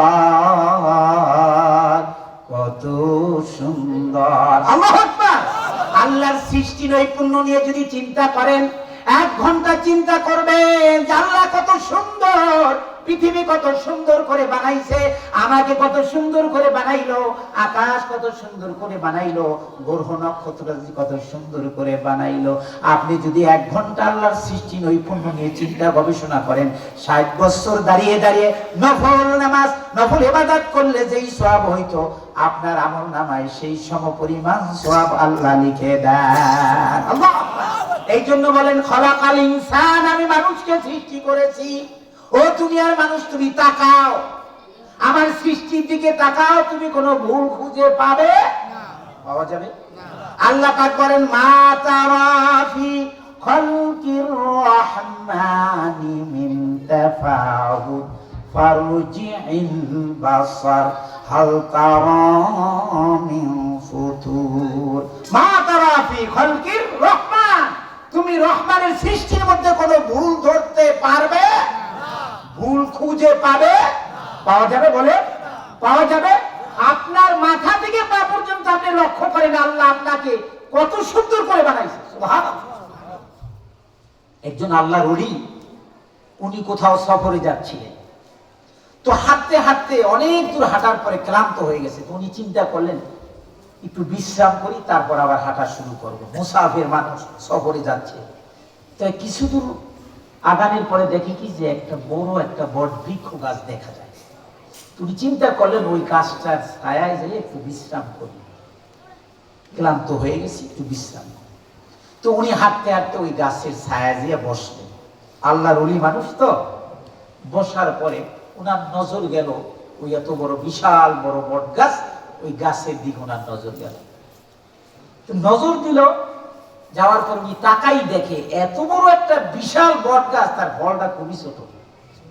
সুবহানাল্লাহ। আবার নজর করলো, পাশে তাকাই দেখে একটা কুমার অথবা লাউ গাছ দেখা যায়, ছোট্ট চিকন একটা লতার মতো বেয়ে গেছে, কিন্তু ওই লতার সাথে এক একটা লাউ 5-7 কেজি ওজনের, একটা কুমার 15-20 কেজি ওজনের, ঠিক কিনা? আল্লাহর ওলি চিন্তা করতেছে, আল্লাহ আল্লাহ তোমার সৃষ্টির মধ্যে তো ভুল ধরার কোনো ক্ষমতা নাই, কোনো ভুল মানুষ খুঁজে পাবে না, কিন্তু আমার যে একটু কেমন বেমানান মনে হয়। এত বড় একটা বিশাল বট গাছ তুমি সৃষ্টি করছো, কিন্তু এই বট গাছটার ফলটা খুবই ছোট, আর পাশে একটা চিকন লাউয়ের লতা অথবা কুমারের লতা বেয়ে গেছে, সেই গাছের এক একটা ফল 15-20 কেজি ওজনের। আল্লাহ তোমার সৃষ্টিতে তো ভুল ধরার কোনো ক্ষমতা কারো নাই, কিন্তু আমার কাছে কেমন জানি একটু বেমানান মনে হয়। ওই চিন্তা করতে করতে হঠাৎ করে তার তন্দ্রা এসে গেছে। যখন তন্দ্রা আসছে, বাতাস আন্দোলিত হচ্ছে, পাতায় পাতায় ঘষা লেগে একটা বট বৃক্ষ ফল, বটের ফল ছিটকে ওই আল্লাহর ওলির নাকের ডগার উপর পড়ছে।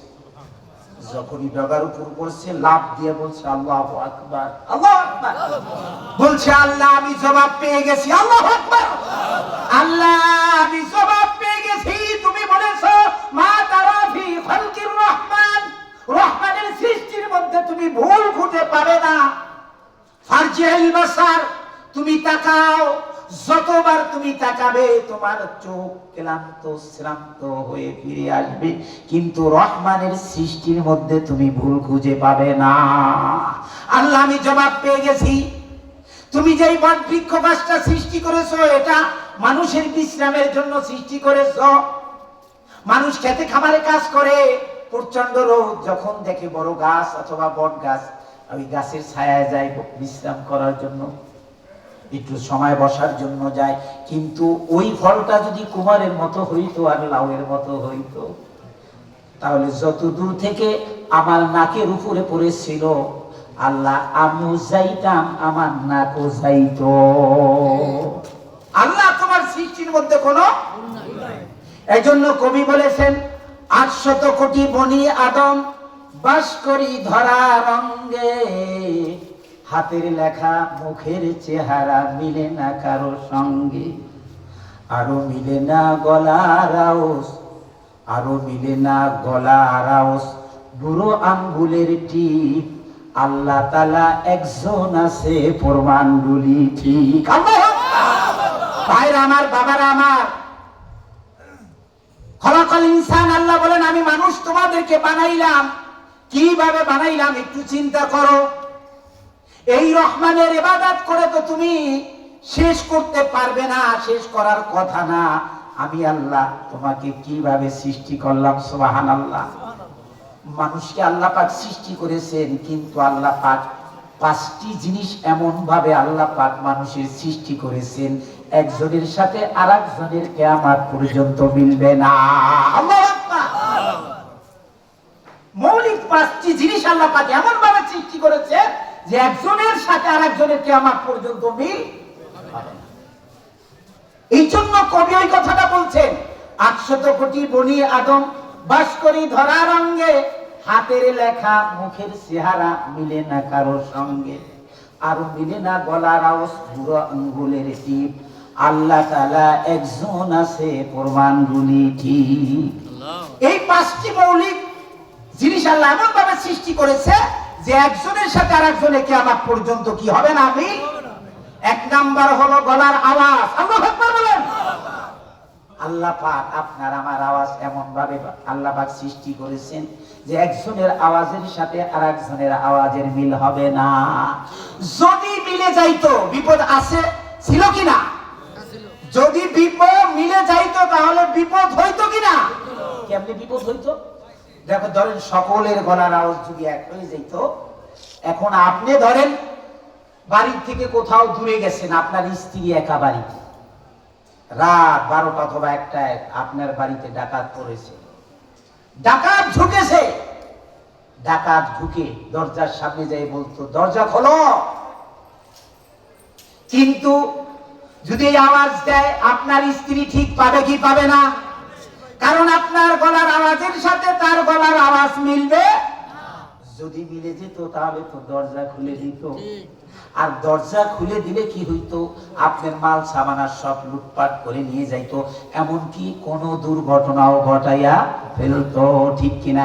এই জন্য আল্লাহ বলেন, আল্লাহ পাক বলেন, আমি মানুষের আওয়াজ কণ্ঠস্বরকে আমি এমন ভাবে সৃষ্টি করেছি, একজনের আওয়াজের সাথে আর একজনের আওয়াজ কিয়ামত পর্যন্ত মিলবে না।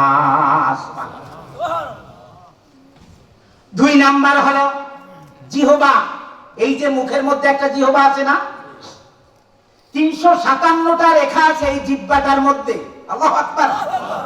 3500 আস্বাদনের স্তর আছে। জিহ্বা কয়টা? একটা। আল্লাহর সৃষ্টি নিয়ে চিন্তা করেন একটু, জিহ্বা কয়টা? একটা। এখন একটা জিহ্বা দিয়ে আপনি সব খাবার খান, ঠিক কিনা?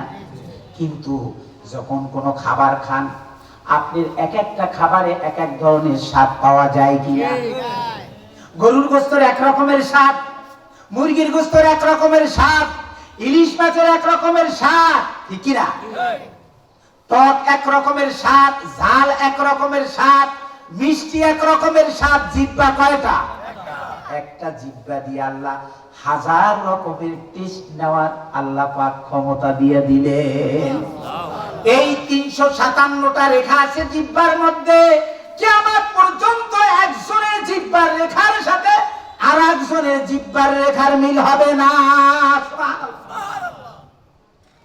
ভাইরা আমার, বাবারা আমার, 3 নাম্বার হলো ফিঙ্গারপ্রিন্ট, আঙ্গুলের ছাপ।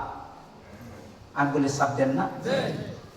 এই আঙ্গুলের ছাপ, এই 1 ইঞ্চি জায়গার মধ্যে 143টা রেখা আছে। আল্লাহ পাক বলেন, তোমার এই 1 ইঞ্চি জায়গার মধ্যে এই বিধানগুলিতে 143টা রেখা আমি আল্লাহ পাক ওখানে দিয়েছি, কিন্তু তুমি টিপ দেবা। তামাম পৃথিবীর সকল লোক টিপ দিবে, কিন্তু তোমার টিপের সাথে ওই লোকের টিপ মিশবে না। আল্লাহ কেমন ভাবে সৃষ্টি করেছেন! এই জন্য ফিঙ্গারপ্রিন্ট নেওয়া হয়, আঙ্গুলের ছাপ। ভাইরা আমার, বাবারা আমার, এই আঙ্গুলের ছাপ আল্লাহ পাক বলেন কিয়ামত পর্যন্ত তুমি 1000 লোক যদি আঙ্গুলের টিপ দেয়, তোমার টিপের সাথে মিশবে না। 4 নাম্বার হলো চোখ। এই যে চোখ আল্লাহ পাক সৃষ্টি করেছেন, এই চোখের মধ্যে আল্লাহ পাক 1,70,000 চিকন চিকন রগ দিয়ে আপনার আমার চোখটাকে বানাইছেন। আল্লাহু আকবার। একটা চোখের মধ্যে 13 কোটি ক্যামেরা আছে। একটা চোখের ভিতরে 13 কোটি ক্যামেরা, তাহলে 2টা চোখে 26 কোটি ক্যামেরা। আল্লাহু আকবার। এই 1,70,000 চিকন চিকন রগ দিয়া আল্লাহ পাক চোখটাকে এমন ভাবে বানাইছে, এই রগগুলি আবার 1 ইঞ্চি জায়গার মধ্যে দিয়ে নিয়ে পিছনে ব্রেনের সাথে কানেক্ট করে দিছে। সুবহানাল্লাহ। দেখেন এমন ভাবে আল্লাহ পাক এই রগগুলি আবার ব্রেনের সাথে দিছে, একটা রগের সাথে আর একটা রগের টাচ লাগে না। আল্লাহু আকবার। যদি টাচ লাগতো মানুষ পাগল হইয়া যাইতো। খলাকাল ইনসান, আমি তোমাদেরকে সৃষ্টি করেছি, তুমি কি কখনো চিন্তা করেছো? ভাইরা আমার, বাবারা আমার, 5 নাম্বার কারণ আছে, কারণ সামনে। 5 নাম্বার হলো শরীরের চামড়া। শরীরের চামড়া, এই চামড়াটা আল্লাহ কিভাবে বানাইছে আপনি লক্ষ্য করছেন? আপনার আমার শরীরে যে চামড়াটা, এই চামড়াটা আল্লাহ পাক ৭৯৬৩ প্রকার চামড়া দিয়ে আপনার আমার শরীরের চামড়া বানাইছে। এই জন্য কোন মানুষের যদি হাত পা পুড়ে যায় আর একজনের চামড়া লাগাইলে চামড়া লাগবে না, এমনকি আপনার ভাইয়ের চামড়াও যদি ওইখানে লাগান লাগবে না, আপনার স্ত্রীর চামড়া যদি লাগান লাগবে না, কিন্তু আপনার শরীরের আর এক জায়গা থেকে চামড়া এনে লাগাইলে লেগে যাবে। ৭৯৬৩ প্রকার চামড়া দিয়ে আপনার আমার শরীরটা আল্লাহ পাক শরীরের স্কিনটা বানাইছে। তুমি কিভাবে তোমার আল্লাহকে ভুলে যাও, কিভাবে তোমার রবকে ভুলে যাও? আল্লাহ পাক বলেন, বান্দা তুমি লক্ষ্য করো, তোমার হাতের তালুতে যে চামড়া, এই চামড়ার সাথে হাতের উপরের চামড়ার মিল নেই। অর্থাৎ মুখের চামড়ার সাথে কপালের চামড়ার মিল নাই, ঠোঁটের চামড়ার সাথে কপালের চামড়ার মিল নাই, রানের চামড়ার সাথে পেটের চামড়ার মিল নাই। এই জন্য ভাইরা আমার, বাবারা আমার, আল্লাহ বলছেন আমার সৃষ্টিকে নিয়ে একটু ভাবো। তোমাকে যে আমি দুনিয়াতে পাঠাইছি এমনি এমনি পাঠাই নাই, কারণ আছে, এমনি এমনি পাঠাই নাই। অর্থাৎ এর মানে হচ্ছে 5টা সিকিউরিটি কোড আমি তোমার মধ্যে আল্লাহ পাক দিয়ে দিয়েছি। কারণ কিয়ামতের দিন লক্ষ কোটি মানুষ হাসরের ময়দানে দাঁড়াবে, একজনের আমল আর একজনের মধ্যে যাবে না, একজনের আমল আর একজনের মধ্যে ঢুকবে না। এমন ভাবে আল্লাহ পাক সৃষ্টি করেছে ভাইরা আমার, বাবারা আমার। আল্লাহ পাক বলেন যে একজনের বোঝা আর একজনে বহন করবে। পীরের বোঝা কোনো মুরিদ বহন করবে না, নেতার বোঝা কোনো কর্মী বহন করবে না, ইমামের বোঝা কোনো মুসল্লি বহন করবে না। অর্থাৎ যার যার বোঝা তার তারই বহন করতে হবে, যার যার আমল তার কাছেই থাকবে, একজনের আমল আর একজনের মধ্যে যাবে না। এই 5টা সিকিউরিটি কোড আল্লাহ পাক দিয়া মানুষকে সৃষ্টি করেছে। ভাইরা আমার, বাবারা আমার, তাহলে এই মানুষগুলি যে সৃষ্টি করেছেন, এত সুন্দর করে বানালেন, এর পিছে রহস্য আছে না নাই? কেন বানাইছে? আল্লাহ বলছে, ওয়ামা খালাকাতুল জিন্না ওয়াল ইনসা ইল্লা লিয়াবুদুন। আমি জিন এবং ইনসানকে সৃষ্টি করেছি আমার ইবাদতের জন্য। একটু জিকির করেন, লা ইলাহা ইল্লাল্লাহ রাসূলুল্লাহ সাল্লাল্লাহু আলাইহি ওয়াসাল্লাম। তাহলে আল্লাহর উদ্দেশ্য হলো আমাদেরকে সৃষ্টি করেছে তার ইবাদত করার জন্য, ঠিক কিনা? তার গোলামির জন্য, তার আনুগত্য করার জন্য, তার দাসত্ব করার জন্য, ঠিক কিনা? তাহলে তার গোলামি, আনুগত্য, দাসত্ব করব কার? আল্লাহর আইন মানব কার? আলালাহুল খালক ওয়াল আম, সৃষ্টি যার আইন চলবে। আরো জোরে বলেন, সৃষ্টি যার আইন চলবে। মানুষের বানানো আইন চলতে পারে না, পারে? কিন্তু আল্লাহর দেওয়া বিধান দিয়ে যারা বিচার ফয়সালা করে না, তারা কি? কাফের, তারা ফাসিক, তারা জালেম। এখন যদি এইটা বলেন যে আল্লাহ পাক বলছে আল্লাহর দেওয়া বিধান অনুযায়ী যারা বিচার ফয়সালা করে না, তারা কাফের, তারা ফাসিক, তারা জালেম। এখন কি এই আল্লাহর বিধান দিয়ে কি আমার বাংলাদেশে বিচার ফয়সালা হয়? কোর্ট কাছারিতে হয়? গ্রামে মাতুব্বররা করে? হয় না। তাহলে আমাদের অবস্থাটা কোন জায়গায়? আল্লাহ বলছে, বান্দা দুনিয়াতে পাঠাইলাম ইবাদত করার জন্য, আর তুই দুনিয়াতে করে, দুনিয়াতে গিয়ে তুই করলি আমার নাফরমানি, আমার উল্টা করলি। তাহলে উল্টা করলে তোর জায়গাটা কোথায় হবে? উল্টা করলে জায়গাটা কোথায় হবে? জাহান্নামে। আর যদি তুই আল্লাহর বিধান মতো চলো, তুমি যদি ইমানদার হতে পারো, মুমিন হতে পারো, তাহলে মুমিনের ঠিকানাটা হবে কোথায়? জান্নাতে। মুমিনের ঠিকানা হবে কোথায়? আর কাফের বেঈমানের ঠিকানা হলো জাহান্নামে, ঠিক কি না? কিয়ামতের দিন দুইটা ভাগ হয়ে যাবে মানুষ, ফারিকুন ফিল জান্নাতি ওয়া ফারিকুন ফিস সাইর। একটা ভাগ চলে যাবে জান্নাতে, আর একটা ভাগ চলে যাবে জাহান্নামে। কিন্তু মুমিন যদি আপনি আমি হতে পারি, আমার আপনার ঠিকানা হবে কোথায়? জান্নাতে। আমাদের আপনার পিতা, আদি পিতা আদম আলাইহিস সালাম, তিনি কোথায় ছিলেন? জান্নাতে। অর্থাৎ আমাদের পিতার বাড়ি হলো জান্নাতে। পিতার বাড়ি কোথায়? আমরা তার সন্তান, মুমিনেরা তার সন্তান। আমাদের পিতার বাড়ি হলো জান্নাতে। আল্লাহ পাক পাঠাইছে দুনিয়াতে, আবার তাকে পাঠাবে কোথায়? জান্নাতে।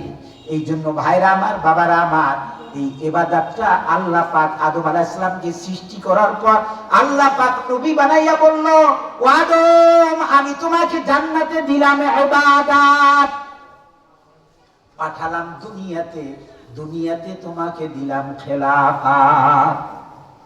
জান্নাতে হলো তোমার ইবাদত শুরু, আর দুনিয়াতে পাঠানোর পর তোমাকে দেওয়া হবে খেলাফত। তাহলে ইবাদত শুরু পাইলাম কোথায়? জান্নাতে। ইবাদত কোথায় শুরু হলো? জান্নাতে। আদম আলাইহিস সালাম জান্নাতের মধ্যে ছিলেন, সেখান থেকে ইবাদত শুরু করলেন। দুনিয়াতে আসার পর ইবাদত করছে কিনা? জান্নাতে ছিল ইবাদত, দুনিয়াতে আসার পর আবার এই দুনিয়াতে চলছে ইবাদত, ঠিক কিনা? দুনিয়ার থেকে যখন আবার চলে যাবেন, এই দুনিয়া ইহ জগৎ ত্যাগ করে যখন পরজগতে পাড়ি দিবেন, অর্থাৎ এই দুনিয়া ত্যাগ করে যখন কবরে যাবেন, কবরে ইবাদত আছে না নাই? বলে কোথায় কবরে ইবাদত? কবরে ইবাদত আছে। কি ইবাদত? কবরে ফেরেশতারা আপনাকে আমাকে প্রশ্ন করবে কয়টা? মান রব্বুক ওয়া মান দীনুক ওয়া মান নাবিয়ুক, ঠিক না? প্রশ্ন করবে তিনটা। এই তিনটা প্রশ্নের জবাব দেওয়াটাই হলো ইবাদত। আল্লাহু আকবার। যেই ব্যক্তি দুনিয়াতে ইবাদত করে গেছে, ওই ব্যক্তির জবান থেকে আল্লাহ ওই তিন প্রশ্নের জবাব বের করে দিবে। সুবহানাল্লাহ। ওই জবাবটা দেওয়াই হলো ইবাদত।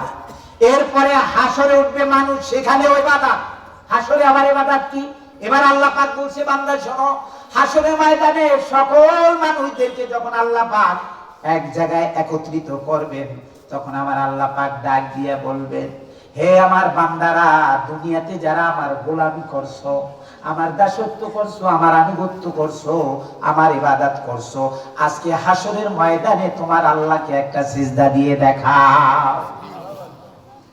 ইয়াউমা ইউকশাফু আন সাকিন ওয়া ইউদআউনা ইলা সুজুদ। কাতারবন্দি হয়ে মানুষকে দাঁড় করানো হবে। এরপর আল্লাহ বলবে, তোমার রবকে আজকে একটা সিজদা দিয়ে দেখাও। তুমি ইবাদত করছো কিনা তার প্রমাণ এই হাসরের ময়দানে হবে। অর্থাৎ তোমার রবকে একটা সিজদা দিয়ে দেখাও। ওই সময় তো মুমিন কাফের সবাই তো হাসরের ময়দানে উঠবে, ঠিক কিনা? কাফেররা চিন্তা করবে, আল্লাহ বলছে একটা সিজদা দিতে, এক সিজদা 1 টাকা, সিজদা দিব 10টা। দিতে পারবে? দিতে পারবে। মুমিনরাও দাঁড়াবে, কাফেররাও দাঁড়াবে, কিন্তু কাফেররা হাজারো চেষ্টা করবে, কিন্তু কাফেররা দাঁড়ানো থেকে মাথাটাকে ঝুঁকাতে পারবে না। অর্থাৎ তাদের সারা শরীর, দেহটা একেবারে লোহার চাইতে শক্ত হয়ে যাবে। হাজারো চেষ্টা করে মাথা ঝুঁকাতে পারবে না, কিন্তু মুমিনরা, আল্লাহ যখন বলবে ইয়াউমা ইউকশাফু আন সাকিন ওয়া ইউদআউনা ইলা সুজুদ, সিজদা করো, আজকে তোমার রবকে একটা সিজদা দিয়ে দেখাও, মুমিনেরা তখন সাথে সাথে সিজদায় চলে যাবে। আল্লাহু আকবার। আমার আল্লাহ ফেরেশতাদেরকে ডাক দিয়া বলবে, ও আমার ফেরেশতারা, দুনিয়াতে যারা আমাকে রব মেনে নিয়েছে, ইন্নাল্লাযীনা ক্বালু রাব্বুনাল্লাহ, দুনিয়াতে যারা আমাকে রব মেনে নিয়েছে, সুম্মাস্তাকামু, আমি আল্লাহ পাকের হুকুমের উপরে যারা প্রতিষ্ঠিত ছিল, আমাকে রব মেনে নিয়েছে, আর আমার হুকুমের উপরে যারা প্রতিষ্ঠিত ছিল, আল্লাহ পাক বলেন, তাতানাজ্জালু আলাইহিমুল মালাইকা, ফেরেশতারা ওই লোকগুলিকে আল্লাহ পাক ফেরেশতা দিয়ে সাহায্য করবে। সুবহানাল্লাহ। আল্লাহ পাক ফেরেশতাদেরকে বলবে, ও আমার ফেরেশতারা, তাকিয়ে দেখো, দুনিয়াতে যারা আমাকে রব মেনে নিয়েছে, আমি আল্লাহকে যারা সিজদা দিয়েছে, হাসরের ময়দানে আমার ওই বান্দা, ওই গোলামগুলি আমাকে সিজদা দেওয়ার জন্য সিজদায় চলে গেছে। সুবহানাল্লাহ। অপর দিকে কাফেররা দাঁড়িয়ে থাকবে, হাজারো চেষ্টা করলে সিজদা দিতে পারবে। আল্লাহ পাক ফেরেশতাদেরকে ডাক দিয়া বলেন, ইউরাফুল মুজরিমুনা বিসিমাহুম ফায়ুখাযু বিন-নাওয়াসি ওয়াল আকদাম। ইউরাফুল মুজরিমুন, হে ফেরেশতারা তাকিয়ে দেখ, এই যে সেই অপরাধীগুলি, এই নাফরমানগুলি, কপালের মধ্যে লেখা। ওদেরকে ধরো, ওদেরকে পাকড়াও করো, খুজুহু ফাগুল্লু, খুজু পাকড়াও করো, ফাগুল্লু, গলায় কি লাগাও? বেরি লাগাও, লোহার জিনজির লাগাও। সুম্মাল জাহিমা সল্লু, 70 হাত শিকল, আগুনের শিকল দিয়া ওদেরকে বাঁধো। সুম্মা সিলসিলাতি যারউহা 70 জিরাআন ফাসলুক, 70 গজ আগুনের শিকল দিয়ে ওদেরকে টাইট করে বাঁধো। এরপরে ওদের চুলগুলি ধরে পা দুটা উপরের দিকে দিয়ে মাথাটা নিচের দিকে দিয়ে জাহান্নামে নিক্ষেপ করে দাও। কিন্তু মুমিনরা, ইমানদাররা, দুনিয়াতে যারা আল্লাহর গোলাম হতে আমরা পেরেছি, হাসরের ময়দানে ওই গোলামগুলি আল্লাহর সামনে সিজদায় চলে যাবে। সুবহানাল্লাহ, আল্লাহর সামনে সিজদায় চলে যাবে। দুনিয়াতে এই জন্য তুমি যদি আল্লাহকে সিজদা দাও, ওই সিজদা হাসরের ময়দানে তুমি দিতে পারবে। সুবহানাল্লাহ। তাহলে হাসরের ময়দানে সিজদাটা দেওয়াই হলো হাসরের ময়দানের ইবাদত। এরপরে মানুষ চলে যাবে জান্নাতে। কোথায়? জান্নাতে। মুমিনরা যাবে কোথায়? মুমিনদের ঠিকানা কোথায়? জান্নাতে। কাফেরদের ঠিকানা কোথায়? জাহান্নামে। মুমিনরা জান্নাতে চলে যাবে, সেই জান্নাতের মধ্যেও মুমিনরা ইবাদত করবে। সুবহানাল্লাহ। ইমাম সুয়ুতি রাহমাতুল্লাহ আলাইহি তিনি বলেছেন, মুমিনরা আল্লাহর জান্নাতে বসেও ইবাদত করবে, তবে তারা মুখ দিয়ে প্রকাশ করবে না, তাদের শ্বাস এবং প্রশ্বাসে আল্লাহর ইবাদত চলবে। সুবহানাল্লাহ।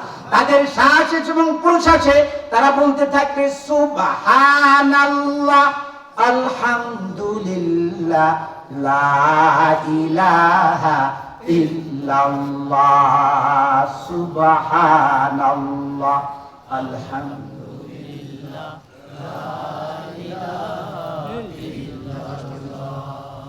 লা ইলাহা ইল্লাল্লাহ, মুহাম্মাদুর রাসূলুল্লাহ সাল্লাল্লাহু আলাইহি ওয়াসাল্লাম।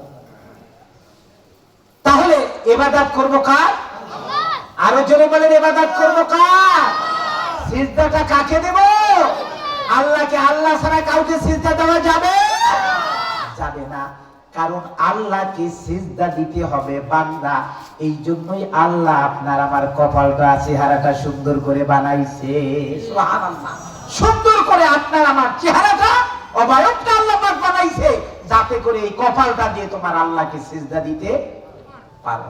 এখন এই আল্লাহকে সিজদা দিতে হবে, আল্লাহর সাথে সম্পর্ক গড়তে হবে। আল্লাহর টেলিফোন নাম্বার আছে না? আছে। আমাদের মোবাইল নাম্বার আছে কয়টা? 11টা। মোবাইল নাম্বার কয়টা? আল্লাহর টেলিফোন নাম্বার 17টা। আল্লাহু আকবার। আল্লাহর টেলিফোন নাম্বার কয়টা? 17টা। ফজরে 2, জোহরে 4, মাগরিবে আসরে 4, মাগরিবে 3, ইশায়ে 4, কয়টা? 17। অর্থাৎ আল্লাহর সাথে যদি আপনি প্রেম করতে চান, ভালোবাসা করতে চান, মহাব্বত করতে চান, তাহলে আপনার আল্লাহর এই টেলিফোন নাম্বার জানতে হবে, ঠিক কিনা? অর্থাৎ 5 ওয়াক্ত নামাজে 17 রাকাত নামাজ আপনার আদায় করতে হবে। তাহলে আপনার সাথে আল্লাহর টেলিফোনে যোগাযোগ হবে। আল্লাহ পাক বলছে, বান্দা যখন আমাকে সিজদা দেয়, আল্লাহু আকবার, বান্দা আমার সামনে নামাজে দাঁড়াইলে বান্দা আমার সাথে কথা বলে। মাইয়ুরিদু আইয়াতাকাল্লামা আল্লাহ, যেই ব্যক্তি চায় আল্লাহর সাথে কথা বলবে। আপনি যদি আল্লাহর সাথে কথা বলতে চান, তাহলে আপনার কাজ হলো একটা, ফালিউসাল্লি, নামাজে দাঁড়ান। আল্লাহু আকবার। ফালিউসাল্লি, আপনি নামাজে দাঁড়িয়ে যান। মুসাল্লি উনাজি রব্বা, আর নামাজি ব্যক্তি আল্লাহর সাথে কথা বলে। সুবহানাল্লাহ। নামাজি ব্যক্তি কার সাথে কথা বলে? আল্লাহর সাথে। সুবহানাল্লাহ। এই জন্য ভাইরা আমার, বাবারা আমার, নামাজ এমন একটা ইবাদত, আল্লাহর সাথে সম্পর্ক করার শ্রেষ্ঠ মাধ্যম হলো নামাজ। সুবহানাল্লাহ। আপনার যত কষ্ট দুঃখ আপনার বেদনা যা কিছু আছে আপনি আল্লাহর কাছে বলেন, ঠিক না? এই জন্য বিশ্বনবী নামাজের মধ্যে অনেক সুন্দর সুন্দর কথা বলেছেন। আমরা নামাজের মধ্যে পড়ি না? নামাজের মধ্যে সিজদা দেই, দুই সিজদার মাঝখানে আমরা পড়ি আল্লাহুম্মা গফিরলি, বলেন আল্লাহুম্মা গফিরলি ওয়ারহামনি ওয়াহদিনি ওয়াফিনি ওয়ারযুকনি। আল্লাহু আকবার বলেন। রাসূল কত সুন্দর কথাগুলি নামাজের মধ্যে বলে দিলেন, আল্লাহুম্মা গফিরলি, আল্লাহ তুমি আমারে ক্ষমা করো, ওয়ারহামনি তুমি আমাকে রহম করো, ওয়াহদিনি তুমি আমাকে হেদায়েত দাও, ওয়াফিনি তুমি আমাকে সুস্থতা দান করো, আল্লাহু আকবার, ওয়ারযুকনি তুমি আমাকে রিজিক দাও। সুন্দর কথাগুলি। তাহলে আপনার চাওয়া পাওয়া ইবাদতের মাধ্যম হলো নামাজ। বিশ্বনবী তাহাজ্জুদে দাঁড়িয়ে দাঁড়িয়ে আল্লাহর কাছে বলতেন, বলছো আমার উম্মতেরা তোমরাও গভীর রাত আসলে পরে তোমরা নামাজে দাঁড়িয়ে তোমার রবের কাছে বলো, কারণ তুমি যখন সিজদায় যাও আল্লাহ তোমার সবচাইতে নিকটবর্তী হয়। মুসা আলাইহিস সালাম বলছিল, আল্লাহ তুমি যে আমার সাথে কথা বলো এরকম কি কথা আর কারো সাথে বলবা? আল্লাহ পাক বলছেন, সাতাতি উম্মাতুন, এমন এক উম্মত আসবে ইজতাবাইনাহুম, আমি তাদেরকে বাইসা বাইসা আলাদা করে রেখেছি। সুবহানাল্লাহ। শুধু মুসা তোমার সাথেই কথা বলবো না, ইজতাবাইনাহুম, এমন এক উম্মত আসবে আমি তাদেরকে বাইসা বাইসা আলাদা করে রেখেছি। সেই উম্মত হলো আখিরি জামানার পয়গম্বর মুহাম্মাদুর রাসূলুল্লাহ সাল্লাল্লাহু আলাইহি ওয়াসাল্লাম। মুসা আলাইহিস সালাম বলল, আল্লাহ আপনি তাদের সাথে কখন কথা বলবেন?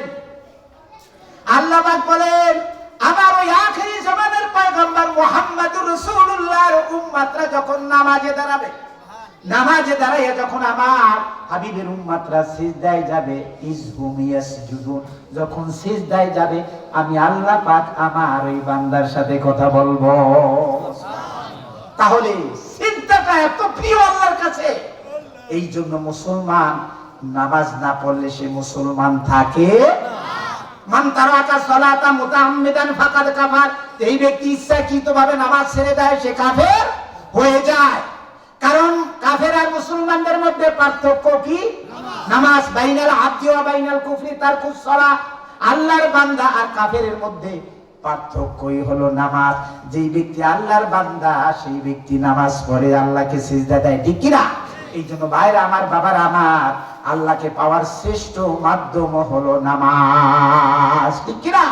এই জন্য খবরদার মুসলমানের সন্তান শুধু নামাজ একা পড়লে হবে না, নিজে পড়তে হবে, পরিবারের ছেলে মেয়ে বউ সকলকে নামাজ পড়ানোর জন্য এই দাওয়াতি কাজ আপনার করতে হবে, ঠিক কি না? কারণ দায়ী আল্লাহ, আল্লাহ পাকের পক্ষ থেকে আপনার উপরে দায়িত্ব, এই দাওয়াতি কাজ আপনার করতে হবে। কারণ আপনি একা বাঁচলে হবে না, অর্থাৎ আপনার পরিবারের সবাইকে জাহান্নামের আগুন থেকে বাঁচাতে হবে। আল্লাহর জন্য বলছে, কু আনফুসাকুম ওয়া আহলিকুম নারা, নিজে বাঁচো, তোমার আহাল পরিবারদেরকেও জাহান্নাম থেকে বাঁচাও। যদি সেইটা না করো, একা একা ইবাদত করো, তাহলে লূত আলাইহিস সালামের সময় জমিন উল্টেই দেওয়া হয়েছিল। জমিন উল্টেই দেওয়া হয়েছে না? ফেরেশতারা বলল, আল্লাহ আপনি তো জমিন উল্টেই দিতে বললেন, কিন্তু আপনার একজন গোলাম আছে, সে এত ইবাদত করতেছে, আপনাকে এত সিজদা দেয়, ইবাদত করে, জিকির তাসবিহ পড়ে, আপনি তো তার ব্যাপারে কিছু বললেন না যে ওরে সরাইয়া দাও তারপরে জমিন উল্টাও, এরকম তো কোনো কথা বললেন না। আল্লাহ কয়, ফেরেশতারা আগে জমিনটা উল্টাইয়া আগে ওর উপরে রাখে। কারণ ও নিজে নিজে একা একা ইবাদত করছে, নিজে বাঁচতে চাইছে, কিন্তু ওর পরিবার, সমাজ, রাষ্ট্র সব জাহান্নামে যাচ্ছে, এ ব্যাপারে ওর কোনো চিন্তা ফিকির ছিল। এই জন্য নিজে বাঁচতে হবে না, পরিবার, সমাজ, রাষ্ট্র এদেরকেও জাহান্নামের আগুন থেকে বাঁচাতে হবে। এই জন্য দায়ী আল্লাহ, আল্লাহ পাকের পক্ষ থেকে দায়িত্ব আপনার আমার উপরে, এই দাওয়াত আমাদের দিতে হবে। আল্লাহ পাক আমাদের সকলকে আমল করার তৌফিক দান করুন। যেহেতু আগামীকালকে মাহফিল আছে, এই জন্য আজকে 10টা, 10:30 প্রায় বেজে যাচ্ছে, তো আমরা শেষ করে দেব। তো আগামীকাল যেহেতু মাহফিল আছে, আজকে আপনারা কষ্ট করে মাগরিব থেকে এ পর্যন্ত দীর্ঘ সময় আলোচনা শুনছেন। তবে যে আলোচনা শুনছেন যারা ধৈর্য সহকারে, আল্লাহ পাকের রাসূলের হাদিস, ফাউশহিদুকুম ইন্নী কদ গফারতু লাকুম, আল্লাহ ফেরেশতাদেরকে বলে আমার কোরআনের মাহফিলে যারা বসছে, কোরআন শুনছে, আমলের নিয়তে যারা বসে বসে আমার কোরআন শুনছে ফাউশহিদুকুম ইন্নী কদ গফারতু লাকুম, আমার ফেরেশতারা তোমরা সাক্ষী থাকো, এই উপস্থিত মজলিসে যারা বসা ছিল সবাইকে আমি আল্লাহ মাফ করে দিলাম। আল্লাহ পাক যেন আমাদেরকে সকলকে মাফ করে দেয়, আমিন। আর জি আল্লাহ কবুল করছে বিদায় আমি আসতে পারছি, তা আসা সম্ভব ছিল না। যাই আমার জন্য দোয়া করেন, আমিও আপনাদের জন্য দোয়া করব আল্লাহর কাছে, আল্লাহ যেন আপনাদেরকে কবুল করে নেয়। সকলে বলি আমিন। আল্লাহ যেন দ্বীনের বুঝ এবং হেদায়েত আমাদের সকলকে দেয়, সকলে বলি আমিন। যতদিন আমরা বেঁচে থাকি ঈমান ও আমলের উপরে যেন থাকতে পারি, এই তৌফিক যেন আল্লাহ পাক দান করে, সকলে বলি আমিন। সবাই দুরূদ শরীফ পড়ি। আল্লাহুম্মা সাল্লি আলা মুহাম্মাদ ওয়া আলা আলি মুহাম্মাদ কামা সাল্লাইতা আলা ইব্রাহিম وعلى آل إبراهيم إنك حميد مجيد اللهم بارك على محمد وعلى آل محمد كما باركت على إبراهيم وعلى آل إبراهيم إنك حميد مجيد اللهم آمين ربنا ظلمنا أنفسنا وإن لم تغفر لنا وترحمنا لنكونن من الخاسرين رب العالمين غفور رحيم الله 2 দিন ব্যাপী তাফসীরুল কোরআন মাহফিলের আজ প্রথম দিবসে আল্লাহ বাদ মাগরিব থেকে পর্যন্ত তোমার যে সমস্ত বান্দাগুলি কোরআনের আলোচনা শুনছে আল্লাহ, আমরা যারা শোনার জন্য এসেছি, বলার জন্য এসেছি, আল্লাহ কোরআনে কারিমের মাহফিলের আয়োজন যারা করেছে আর যারা শোনার জন্য বলার জন্য এসেছে, কাল কিয়ামতের দিন কঠিন মুসিবতের সময় আল্লাহ এই কোরআনের মাহফিল আমাদের সকলের জন্য নাজাতের উসিলা বানিয়ে দিয়ে। রব্বুল আলামিন গফুর রহিম আল্লাহ, মাবুদ গো আমরা তোমার গুনাহগার গোলাম আল্লাহ, গুনার বোঝা মাথায় নিয়ে আল্লাহ তোমার শাহী দরবারে 2টি হাত উত্তোলন করেছি আল্লাহ, গুনাহগুলি আপনি মাফ করে দিন আল্লাহ। আমরা যারা হাত উঠাইছি আল্লাহ, এই মজলিসে আমাদের অনেকে আমরা বাবা মা হারিয়েছি আল্লাহ, আমাদের কারো বাবা নাই, মা নাই, ভাই বোন আত্মীয় স্বজন আমরা হারিয়েছি আল্লাহ। আমাদের বাবা মা, ভাই বোন আত্মীয় স্বজন যারা কবরবাসী হয়ে গেছে আল্লাহ, মাবুদ গো তাদের আযাবুল কবর, আযাবুল হাসর, আযাবুল পুলসিরাত মাফ করে আল্লাহ জান্নাতবাসী করে দিন আল্লাহ। আযাবুল কবরকে কিয়ামত পর্যন্ত নাজাত করে দিন, অন্ধকার কবরগুলি নূর দিয়ে আলোকিত করে দিন, কবর থেকে জান্নাতের দিকে রাস্তা খুলে দিন আল্লাহ। তাদেরকে আপনি জান্নাতুল ফিরদাউসের মেহমান বানিয়ে নিন রব্বুল আলামিন গফুর রহিম আল্লাহ। আপনার কাছে ফরিয়াদ, এই মাহফিলের আয়োজন যারা করেছে আল্লাহ, এর সাথে যারা সহযোগিতা করেছে টাকা পয়সা অর্থ দিয়ে সময় দিয়ে আল্লাহ, খাস করিয়া এই মাদ্রাসার শিক্ষক, এই মাদ্রাসার সভাপতি, এই মাদ্রাসার মোতাওয়াল্লি, মসজিদের মোতাওয়াল্লি আল্লাহ, এই মাহফিলের সভাপতি মোতাওয়াল্লি যারা আছে আল্লাহ, মেহেরবানি করে আল্লাহ আপনি সকলকে কবুল করে নিন আল্লাহ, সকলকে আপনি মাফ করে দিন আল্লাহ, সকলের গুনাহগুলি আপনি মাফ করে দিন আল্লাহ, সকলের ভুল ত্রুটিগুলি আপনি ক্ষমা করে দিন রব্বুল আলামিন গফুর রহিম আল্লাহ। মাবুদ গো তোমার কাছে ফরিয়াদ আল্লাহ, মাবুদ গো জানি না কতটুকু সময় জীবনের আছে আল্লাহ, কোন সময় মালাকুল মউত এসে সামনে দাঁড়িয়ে যায় রব্বুল আলামিন গফুর রহিম আল্লাহ। ওই মালাকুল মউত আসার আগে আল্লাহ খাঁটি মুসলমান ইমানদার নামাজি না বানাই আল্লাহ আপনি অন্ধকার কবরে ডাক দিয়েন না রব্বুল আলামিন গফুর রহিম আল্লাহ।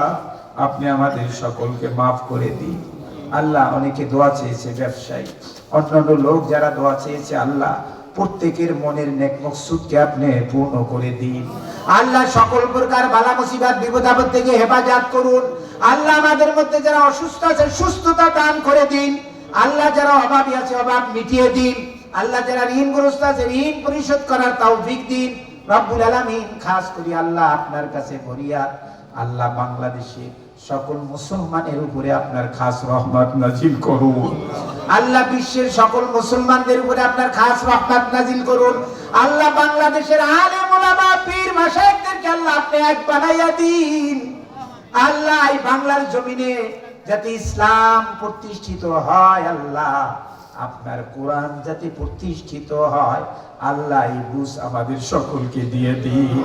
আল্লাহ সমস্ত আলেমদের উপরে আপনার খাস রহমত নাজিল করুন। রব্বুল আলামিন গফুর রহিম আল্লাহ, খাস করে মাহবুব মেহেরবানি করে আল্লাহ এই এলাকার আশেপাশে আল্লাহ যত মুর্দে গান আছে, মাইয়েতেরা আছে, কবরে শুয়ে আছে, আল্লাহ সকল মাইয়েতদেরকে আপনি মাফ করে দিন। রব্বুল আলামিন এলাকাবাসীদেরকে আপনি মাফ করে দিন। মা বোনের আছে পর্দার আড়ালে আল্লাহ তাদের মনের আশাকে আপনি পূর্ণ করে দিন। মা বোনদেরকে আল্লাহ নামাজি দিনদার ইমানদার বানাইয়া দিন। ফাতেমা খাদিজা আয়েশার সাথে আল্লাহ জান্নাত নসিব করে দিন। রব্বুল আলামিন গফুর রহিম আল্লাহ, আমাদের শেষ ফরিয়াদ আল্লাহ জানি না আল্লাহ কোন সময় মালাকুল মউত হাজির হবে। আল্লাহ আপনার কাছে ফরিয়াদ, আল্লাহ শেষ নিঃশ্বাসটা যখন বেরিয়ে যাবে আল্লাহ জবানে কালেমা জারি করে দিয়েন, লা ইলাহা ইল্লাল্লাহ মুহাম্মাদুর রাসূলুল্লাহ। সুবহানা রাব্বিকা রাব্বিল ইজ্জাতি আম্মা ইয়াসিফুন ওয়া সালামুন আলাল মুরসালিন আলহামদুলিল্লাহি রাব্বিল আলামিন।